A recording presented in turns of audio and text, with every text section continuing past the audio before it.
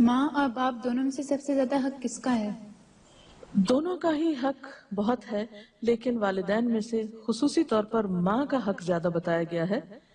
قرآن پاک میں اللہ تعالیٰ فرماتے ہیں وَوَصَّيْنَا الْإِنسَانَ بِوَالِدَيْهِ إِحْسَانًا حَمَلَتْهُ أُمُّهُ كُرْهًا وَوَضَعَتْهُ كُرْهًا۔ ہم نے انسان کو ہدایت کی کہ والدین کے ساتھ اچھا سلوک کرے۔ اس کی ماں نے مشقت اٹھا کر اسے پیٹ میں رکھا اور مشقت اٹھا کر اس کو جنم دیا۔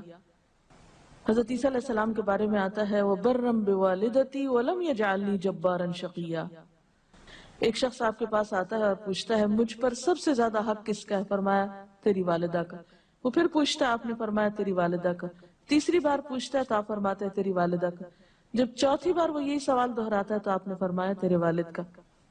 تو اس سے پتہ چلتا ہے کہ ماں کی چونکہ قربانی زیادہ ہوتی ہے، اس لیے ماں کے جذبات کا خیال رکھنا زیادہ توجہ کا تقاضا کرتا ہے، اگرچہ والد کی نافرمانی کی بھی اجازت نہیں ہے، لیکن ماں چونکہ اولاد کے ساتھ ایک خاص قسم کی محبت اور شفقت اور ممتا رکھتی ہے، تو جب وہ ہرٹ ہوتی ہے تو اس سے اس کو تکلیف بہت پہنچتی ہے، اس لیے خصوصی طور پر اس کا خیال رکھنے کا حکم دیا گیا۔